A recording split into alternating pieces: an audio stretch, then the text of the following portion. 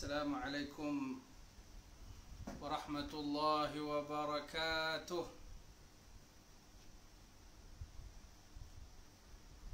Assalamualaikum.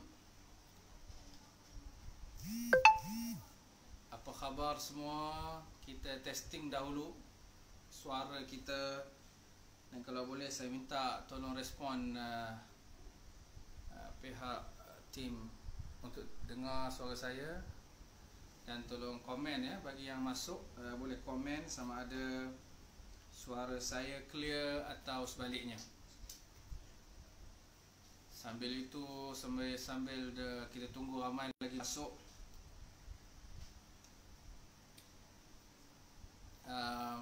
ramai lagi yang akan bersama dengan kita ya. Jadi please share sebanyak mungkin, insya-Allah ya. Satu orang 10 grup hantar, tag pada kawan-kawan, tag pada orang rumah, tag pada suami, anak-anak. Please share, like, tag. Alhamdulillah. Saya nak dapat dulu respon suara saya ya. Sementara itu saya akan suara kurang jelas. Okey, sekarang suara jelas ke tak jelas, tak Syamir?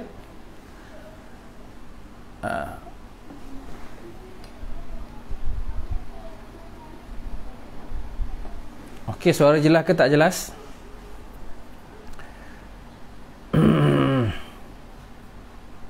Sambil itu saya akan lontarkan dulu Asmaul Husna wa Sifatihil Ula. Sebelum saya mulakan tajuk kita hari ini berkaitan dengan keikhlasan, ikhlas dalam melakukan sesuatu amalan. Tajuk kita spesifik tentang ikhlas pada malam ini. Jadi kita start dulu dengan Asmaul Husna, dan tolong share ramai-ramai kawan-kawan kita untuk like page ini, like perkongsian pada malam ini.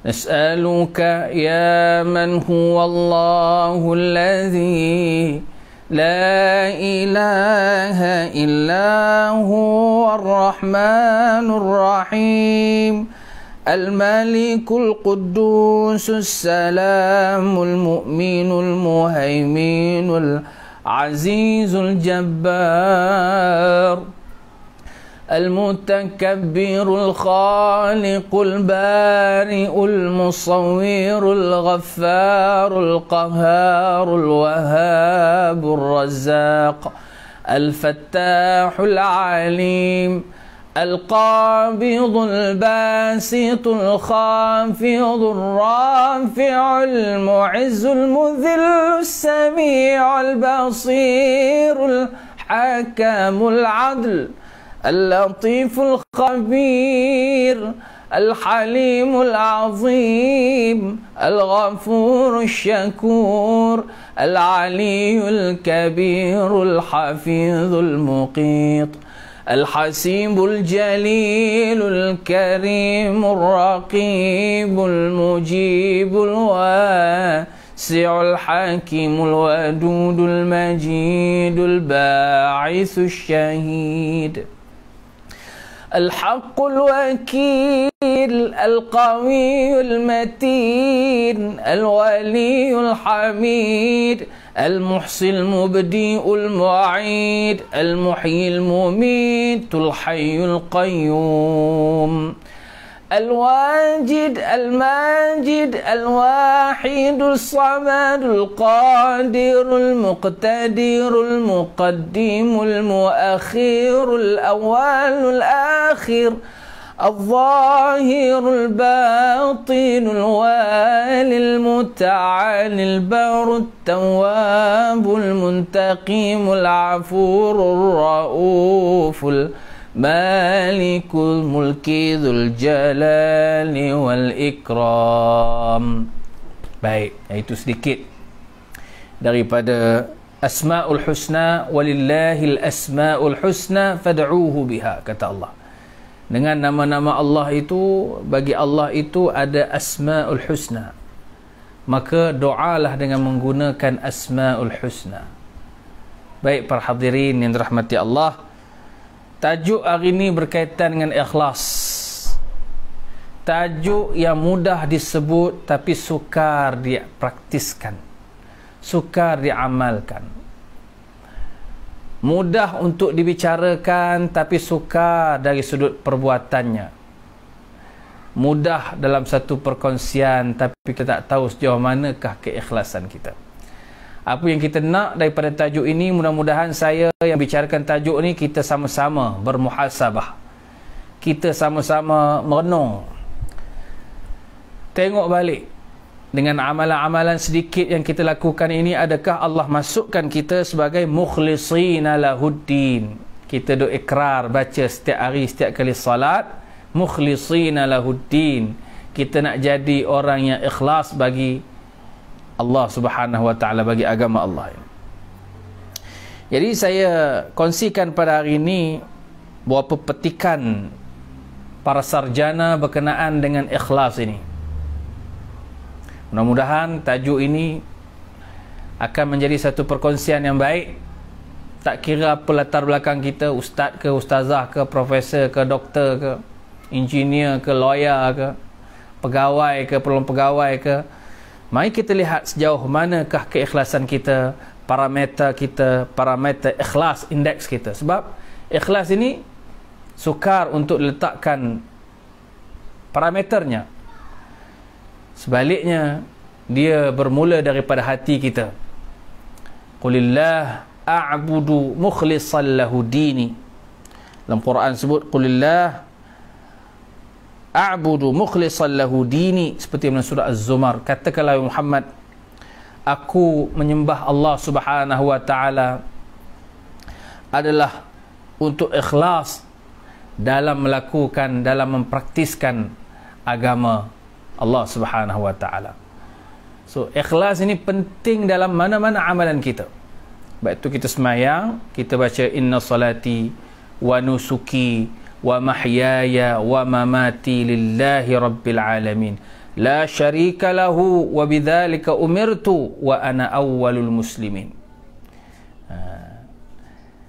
Aku sembahyang ini, sesungguhnya salat aku, nusuk aku, haji aku, hidup aku, mati aku lillahi rabbil alamin. Kita letakkan segala-galanya kepada Allah. Kita letakkan diri kita, kita letakkan apa yang ada pada kita, harta kita, anak pinak kita, isteri kita. Bagi yang seorang isteri, bagi yang ramai isteri kita, keluarga kita, mak ayah kita, kita letakkan segala-galanya kepada Allah Subhanahu wa taala. Maka tajuk ikhlas ini, ikhlas dalam amalan ini, dijadikan satu tajuk yang penting bagi mana-mana para sarjana Islam. Sama ada Imam Bukhari dalam sahihnya, dia meletakkan satu tajuk yang paling awal, iaitulah berkaitan dengan sebelum ikhlas itu datang daripada niat. Maka diletakkan satu tajuk niat. Diletakkan hadis yang pertama. Begitu juga Al-Maqdisi meletakkan hadis yang pertama. Begitu juga Al-Imam Nawawi dalam Al-Arba'in An-Nawawiyah meletakkan hadis yang pertama. Begitu juga dengan banyak tokoh-tokoh sarjana meletakkan tajuk niat dan keikhlasan ini sebagai topik utama sebelum masuk kepada topik-topik perbahasan hadis yang lain-lainnya. Hadis yang panjang itu menyebut innamal a'malu binniyat wa innama likulli imri'in ma nawa faman kanat hijratuhu ila Allah wa rasulih fahijratuhu ila Allah wa rasulih wa man kanat hijratuhu lidunya yusibuha aw imra'atin yankihuha fahijratuhu ila ma hajara ilaih. Innamal a'malu binniyat, hanya saja amalan itu mestilah bermula dengan niat. Jadi Nabi membuat perumpamaan ketika hijrahnya para sahabah ridwanullahi alaihim ajma'in. Siapa yang hijrahnya lillahi wa rasulihi, kerana Allah dan Rasulnya, maka dia dapatlah nikmat dan dia dapatlah kebaikan daripada hijrah itu kerana Allah dan Rasulnya. Siapa yang pergi hijrah ke Madinah bukan lagi kerana Allah dan Rasul. Sebaliknya, lidunya, kerana keduniaan, aw imra'atin yankihuha, ataupun kerana wanita yang bakal dinikahinya, dikahwininya. Maka dia akan dapat juga yang dunia itu, dia dapat. Tapi sekadar itu sahaja. Sebab itu Nabi SAW memberikan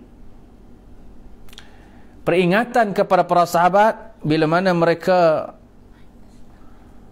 nak melakukan keikhlasan, nak melakukan sesuatu perkara, letakkan pertamanya kerana Allah. Persoalan, boleh tak kita nak letakkan benda lain dalam niat kita? Saya tanya tuan-tuan, bila bekerja, bila mana kita bekerja, kita makan gaji, boleh tak kita kata, aku kerja di Majlis Agama Islam, kerja di government ke swasta ke ni, aku buat lillahi ta'ala je, tak bayar gaji. Kan? Kita tak nak gaji, tak nak ada allowance, tak ada bonus, tak ada naik pangkat apa semua.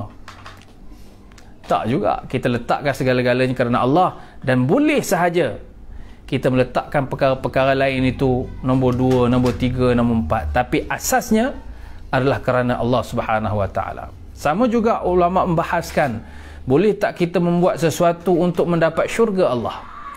Tuan-tuan tonggang tonggik semayang, turun naik, jaga solat fardu, tambah lagi dengan nafilah. Apa tujuan dia? Boleh tak kita nak niatkan untuk syurga Allah dan nak dapat pahala di sisi Allah? Boleh sahaja, tapi itu sudah menjadi nombor 2, nombor 3 dan berikutnya. Tapi yang pertamanya adalah mengharapkan keredaan daripada Allah Subhanahu Wa Taala. Itu yang pertama. Sebab itu ulama bincang, ma huwal ikhlas? Apakah itu ikhlas? Maka ulama letakkan parameter ikhlas, dhabitul ikhlas. Apa parameternya? Apa indeksnya? An takuna niyyatuka fi hadzal amal lillah la turidu biha ghaira Allah, la riya'an wala sum'atan wala rif'atan wala tazallufan 'inda ahad wala tatarqabu minan nasi madhan wala takhsha minhum qadhan, fa idza kanat niyyatuka lillahi wahdaha wa lam tuzayyin 'amaluka min ajli al-bashar fa anta mukhlisun. Ini dalam bahasa Arab. Apakah parameter ikhlas? Ada orang dia buat sesuatu amalan, dia kata aku buat lillahi ta'ala, so aku buat. Dia buat amalan, dia rajin tolong orang, bagi bantuan sana sini, ya, rajin lah. Lalu orang kecam dia, orang marah dia, kata apalah kau bagi bantuan orang, kau nak menunjuk kat orang ke apa? Jadi oleh kerana kecaman itu, dia pun berhenti daripada memberi bantuan, memberi zakat, memberi manfaat kepada orang kerana kecaman. Ulama menyatakan itu pun tak ikhlas. Dia lari daripada perbuatan dia, amal soleh itu kerana takut kepada kecaman. Itu juga termasuk tidak ikhlas. Kita dah ingat ikhlas ni bila melakukan satu amalan, rupanya mengelakkan daripada melakukan satu amalan juga kerana takut kecaman dan juga pandangan manusia. Itu juga tidak ikhlas. Itu juga berlaku curang kepada Allah Subhanahu Wa Taala. Jadi apakah dhabitul ikhlas, parameter ikhlas yang dikupaskan oleh para alim ulama? Antaranya, apabila kamu melakukan sesuatu amalan, maka kamu telah meletakkan amalan itu kerana Allah Subhanahu Wa Taala. La riya'an, bukan riya', wala sum'atan, bukan nak dapat nama, wala tazallufan, bukannya nak mendapat apa-apa coverage ataupun daripada seseorang, ya. Wala taraqqabun nas madhan, kamu bukanlah buat satu amalan itu nak mengharapkan pujian orang, nak dapatkan like orang. Kan, kita hari ni dulu puji-puji lah, hari ni nak harapkan like orang, nak harapkan orang share kita tu pasal kita nak membanggakan diri. Bukan. Kita like ke, orang nak like ke, orang nak komen ke, macam perkongsian malam ni, bukan kerana kita nak dapat pujian daripada manusia. Tidak. Kita buat lillahi ta'ala. Lagi ramai orang puji, alhamdulillah. Lagi ramai yang suka dengan program kita, alhamdulillah. Tak ramai pun alhamdulillah. Sebab kita letakkan apa yang kita lakukan ini lillahi ta'ala. Kalau itulah segala-galanya, dia tidak akan membengkokkan kita dan tak akan melunturkan semangat kita dalam melakukan sesuatu amalan. Juga disebutkan parameternya juga. Ya, saya tolong letakkan parameter itu. Yang pertama, tidak ada riak. Itu parameter ikhlas. Tidak mengharapkan nama. Yang keduanya, wala sum'atan. Yang ketiganya, wala tazallufan 'inda ahad. Bukan nak tazalluf. Dia mengharapkan coverage daripada orang. Siapa-siapa tolong bagi coverage kat dia, bagi kredit kat dia. Wala tataraqqabu minan nasi madhan. Yang keempat, dia tidak mengharapkan pujian-pujian yang tertentu. Dapat pingat itu, dapat pingat ini, dapat kenaikan itu dan kenaikan ini. Kemudian yang kelimanya, fa idza kanat niyyatuka lillahi wahdah wa lam tuzayyin 'amaluka min ajli bashar. Apabila kamu telah meletakkan niat kamu itu kerana Allah semata-mata, kamu tidak akan mencantikkan amalan kamu itu kerana manusia. Sebab itu seseorang yang ikhlas dalam amalannya, dia tak perlu kepada pujian manusia sebenarnya. Dan yang keenam, paling menarik, dan dia tidak juga takut kepada kecaman manusia. Orang nak hack dia ke, orang nak maki dia ke, orang nak troll dia ke, dia tak takut. Sebab dia buat itu lillahi ta'ala. Puji ke, kecaman ke, dia tetap terus jalan kerana Allah Subhanahu wa ta'ala. Ini parameter ikhlas. Lalu 6 perkara itu tadi disebutkan, dikonklusikan oleh Al-Fadhil bin Ayyad dalam satu katanya, al-amalu li ajli an-nasi syirkun. Malah kata Al-Qadhi Al-Fadhil bin Ayyad, dia kata kalau kita buat satu amalan itu ataupun meninggalkan sesuatu amalan itu kerana manusia, itu adalah syirik. Jadi berat lagi kan. Syirik ni satu dosa yang besar. Ya. Wa tarkul amal li ajli an-nas riya'an wal ikhlas an yu'afika Allah minhuma. Dan riya juga boleh terjadi bukan kerana kita tunjuk amalan kita pada manusia, kita meninggalkan juga amalan kita kerana manusia. Aku tak naklah buat solat ni. Kalau orang kata aku rajin benar. Aku tak naklah pergi solat jemaah. Kalau orang kata aku, oi bagus benar semenjak ni solat jemaah. Aku tak naklah buat itu dan buat ini kerana takut orang cakap aku ni. Bila kita buat sesuatu itu kerana takut kecaman manusia, kata Fadhil bin Ayyad, itu juga adalah termasuk daripada amalan yang tidak ikhlas, dan itu juga dipanggil riya. Riya. Sebaliknya, kita buat sesuatu, jangan peduli apa kata manusia, sama ada pujian ataupun kecaman.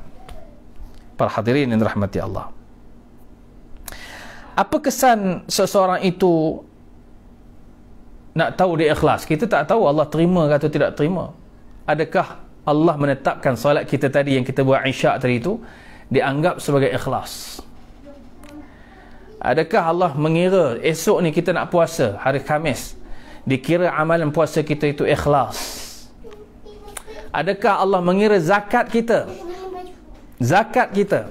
yang kita nak berikan pada hujung tahun ni, nak ambil rebate daripada adakah zakat kita tu kerana nak dapatkan rebate ataupun nak lari daripada income tax atau apa sebenarnya? Adakah kita ikhlas kerana Allah Ta'ala? Macam mana nak tahu ikhlas tak ikhlas? Kesannya apa? Kata Abu Bakar bin Ayyash, ma sabaqna Abu Bakar bi kathir as-salati wal siyam walakinna al-iman wa qarra fi qalbihi wan nushu li khalqihi. Kata Abu Bakar, tidaklah berlalu kepada Abu Bakar itu pada dirinya sendiri, melainkan banyak melakukan salat dan juga puasa, tetapi dia buat banyak itu kerana apa? Kerana dia rasa iman itu sedang berada di dalam hatinya, dan dia buat itu sebagai jalan nasihat kepada orang lain. Jadi kita buat ni tuan-tuan, bayar zakat. Setengah orang tu dia komen, woi, dia kata kenapa bayar zakat sampai kena ada plak, sampai kena tunjuk masuk dalam media, tuan-tuan ya. Tak ikhlas lah macam tu. Mana kamu tahu tak ikhlas? Kan? Mana kamu tahu tak ikhlas? Sedangkan boleh sahaja dilakukan zakat, infak, wakaf ini sama ada secara senyap-senyap ataupun secara terang-terangan.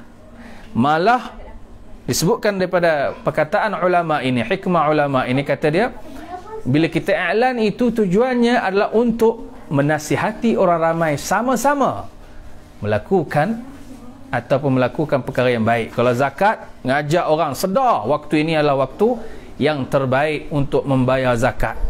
Jadi tayangkan plak, masuklah media, masuklah social media, khabar-khabarkan, dipanjangkan perkhabaran-perkhabaran itu, tujuannya untuk menarik lebih ramai orang membayar zakat. Jadi sebab itu para hadirin, kempen kita kali ni pun adalah untuk sama-sama bagi kesedaran ramai orang perlu membayar zakat. Apatah lagi ni diumumkan oleh Tengku Zafrul, Menteri kita, Menteri Kewangan, kemungkinan besar pada 4 hari bulan 1 keputusan siapa yang boleh keluar KWSP ISINA tu dah boleh keluar dah. Jadi bila dapat saja KWSP 10,000 lah contohnya, jangan lupa untuk membayar zakat, kerana 6 syarat itu sudah pun lengkap. Kalau nakkan duit itu melekat, maka bayarlah zakat. Kalau nak duit itu hilang, kita bimbang, hilang tu kesan daripada tidak barakat. Jadi sebab itu para hadirin, bayar zakat 10,000, maknanya berapa saja, 2.5%, lebih kurang 200 lebih saja untuk kita bayar zakat dan harta itu melekat. Dan kata seorang hukama yang besar, Abdullah bin Mubarak, kata dia, rubba amalin saghir tu'azzimuhu an-niyyah wa rubba amalin kabir tusaghiruhu an-niyyah. Jangan kita pandang kecil pada satu-satu amalan yang kecil, dan jangan terlalu besar memandang satu amalan itu besar. Boleh jadi, kata Abdullah bin Mubarak, amalan yang kecil, amalan tu kecil je kita buat, sedekah, zakat aku tak banyak lah, nak baginya 200 lebih ya, kalau segan lah nak bayar sikit 200 lebih ni, mana standard dengan aku. Setengah orang dia tangguh-tangguh zakat dia pasal dia kata zakat aku tak berapa nak banyak, jadi biar nampak gempak sikit, masuk media tu atas 100,000, atas 200,000, baru nampak gempak. Ada setengah orang lah dia beranggapan macam tu. Tak ada, kata Abdullah bin Mubarak, walaupun sedikit, tapi Allah besarkan amalan itu, Allah nilaikan keberkatan pada sesuatu pemberian itu. Kerana apa? Kerana niat kita, kerana keikhlasan kita kepada Allah Subhanahu wa taala. Boleh jadi yang besar, boleh jadi warubba amalin kabir, boleh jadi satu amalan itu besar, duit itu besar, figure itu besar, numbers itu besar, tetapi dikecilkan kerana tidak ada keikhlasan pada satu amalan itu. Boleh faham tu perkataan ulama.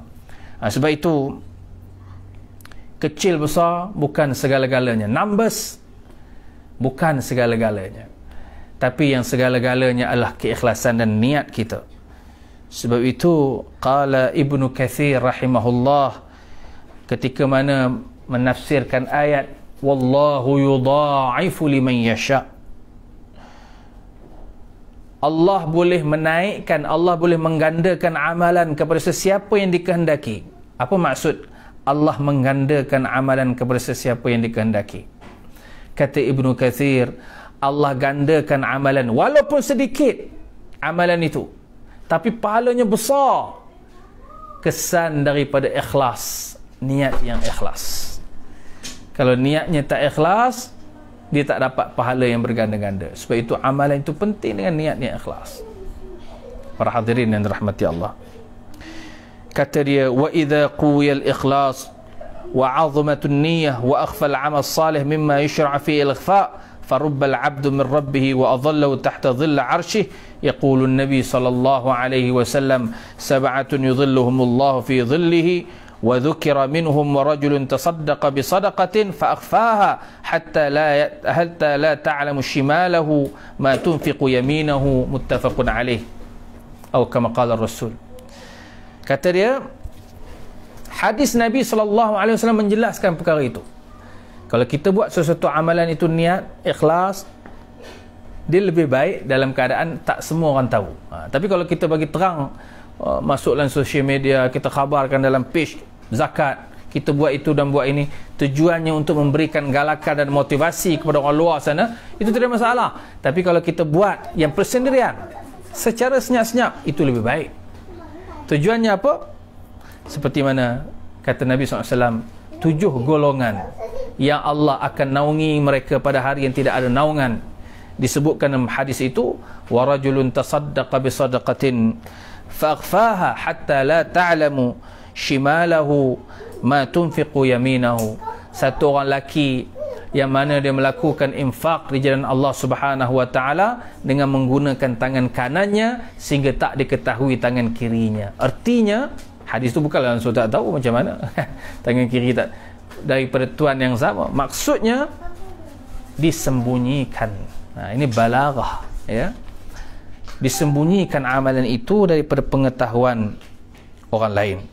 Baik. Berikutnya, apakah keberkatan daripada keikhlasan yang dilakukan pada sesuatu amalan? Ikhlas ni apa? Kesan dia, apa barakah dia? Saya banyak baca hadis pada malam ini, ya, supaya kita banyak relate dengan hadis-hadis Nabi SAW. Kesan daripada kita melakukan ikhlasan ini, Allah akan menerimanya. Itu satu. Kesan Allah terima amalan kita. Yang kedua, Allah gandakan. Sebab itu jangan pandang sepi dengan orang yang bagi zakat sedikit. Jangan pandang sepi dengan sedekah yang RM1-2.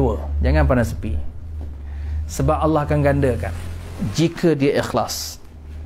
Kata Nabi SAW, laqad ra'aitu rajulan yataqallabu fil jannati fi syajaratin qata'aha min dhahri at-tariq kanat tu'zil muslimin. Nabi kata, aku melihat seorang lelaki berada dalam syurga. Ada satu orang lelaki, Nabi lihat dia dalam syurga. Wallahu ta'ala alam, sama ada Nabi lihat itu sama ada dalam mimpi Nabi ataupun dilihat secara nyata. Tapi Nabi kata, aku lihat. Wa ma yantiqu 'anil hawa. Nabi tak bercakap berdasarkan hawa nafsu, melainkan wahyu yang diturunkan kepadanya. Nabi lihat satu orang lelaki berada dalam syurga. Lalu Nabi kata, orang itu masuk syurga kerana kerja dia, kerja sedikit je, amalan dia sedikit je. Apa kerja dia? Dia tengok ada benda yang boleh mengganggu, gugat ataupun mencederakan orang di tengah jalan, dia pergi ambil kaca ataupun duri, dia buang di tempat lain, dia elakkan daripada orang terluka dan tercedera. Dia masuk syurga oleh kerana sebab itu sahaja. Simple. Kita nampak benda yang membahayakan orang, kita buang. Paku, orang kau tengah construction, paku tu dah tentu merata-rata. Kita jangan pandang sepi dengan paku tu. Kita kata lantak lah, siapa kena nasib, kan? Kita ambil, kita kumpulkan dan kita buang di tempat yang tidak membahayakan orang lain. Itu pahala yang sangat luar biasa tanpa kita sedar. Oleh kerana kita ikhlas pada Allah Subhanahu wa taala, Allah lipat gandakan amalan kita. Allah lipat gandakan rezeki kita. Sepatutnya kita tak sihat hari itu, Allah sihatkan kita. Sepatutnya kita hari itu tak cukup makan, Allah cukupkan makan kita. Sepatutnya hari itu urusan kita tak boleh selesai, tapi Allah selesaikan urusan kita dengan mudah. Oleh kerana kita memudahkan urusan-urusan yang lainnya, kerana hasil daripada keikhlasan yang kita ada pada diri kita. Para hadirin yang dirahmati Allah, sebab itu jangan pandang kecil, jangan pandang sepi satu-satu amalan walaupun sedikit, tapi yang paling penting adalah keikhlasan yang ada pada diri kita. So zakat kita laksanakan, infak jangan pandang sepi. Banyak lagi projek-projek wakaf yang Majlis Agama Islam nak laksanakan yang masih tergendala kerana ketidakcukupan. Bayangkan kita di Perak ni, kita adalah, katakanlah kita ada lebih kurang berapa? Satu Malaysia 31 juta. Bagikanlah Perak ni antara negeri terbesar juga. Kita ambil lah 3 juta, 4 juta itu rakyat Perak. Kan? Seorang saja bagi RM1. Jangan pada sepi RM1. Dengan tujuan wakaf untuk apa? Wakaf untuk pembinaan projek-projek pendidikan. Kita ada berapa banyak sekolah-sekolah yang berorientasikan wakaf. Jadi kita bagi sumbangan 3 juta, 4 juta, boleh memanfaatkan anak-anak para pelajar yang berada di pusat tahfiz, mereka yang berada di pusat-pusat pengajian, termasuk di universiti kita, di Universiti Sultan Azlan Shah, dimanfaatkan dengan asramanya, dimanfaatkan dengan library-nya, dimanfaatkan dengan pusat pengajiannya. Masya Allah, dimanfaatkan wakaf-wakaf itu di masjid-masjid dan musalla-musalla. Bayangkan jangan pada sepi dengan RM1, RM2 yang kita nak wakafkan. Sebab itu nilai Allah Subhanahu Wa Taala adalah kepada keikhlasan kita. Sebab itu para hadirin yang dirahmati Allah, ada juga dalam satu hadis kesan, ya, hadis kita masih bicarakan tentang apakah kesan. Dalam satu hadis yang lain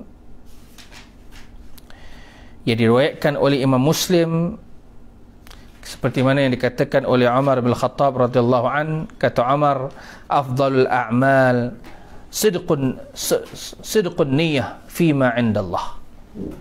Ini kata Umar bin Khattab, sebaik-baik amalan kau buatlah macam mana pun, satu malam 100 rakaat, zikir 1000 kali zikir, Asmaul Husna diulang-ulang 1000 kali, salawat kepada baginda Nabi SAW dibuat sebanyak ribuan kali, tetapi yang dikira di sisi Allah Subhanahu Wa Taala adalah keikhlasan niat kita.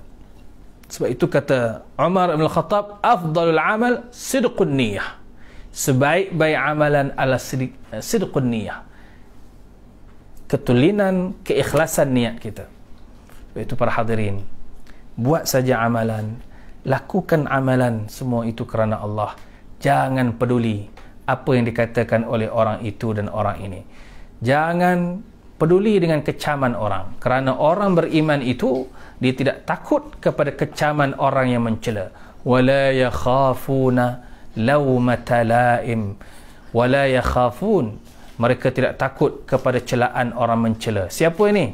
Orang-orang yang beriman, orang yang mukhlisina lahuddin. Dia akan teruskan jalan dia. Ibarat sungai yang mengalir, sekalipun dihalang oleh batu-batu yang banyak, dihalang oleh pokok-pokok, dihalang oleh rumpai yang berada di air, tetapi air sungai itu terus mengalir menuju ke destinasinya. Maka begitulah juga perjuangan ini, begitu jugalah dakwah yang kita lakukan, begitu jugalah urusan baik yang sedang kita lakukan. Maka kita akan teruskan, sekalipun kita, orang nak puji ke, orang nak kecam ke, ataupun orang buat tak peduli ke, kita akan tetap teruskan, kerana kebaikan ini akan dikongsi bersama insya-Allah. Inilah laluan dan amalan yang dilakukan oleh para nabi, para siddiqin, para syuhada dan para salihin. Jadi mudah-mudahannya Allah Subhanahu Wa Taala memberkati kita, dan terima kasih di atas perkongsian pada malam ini.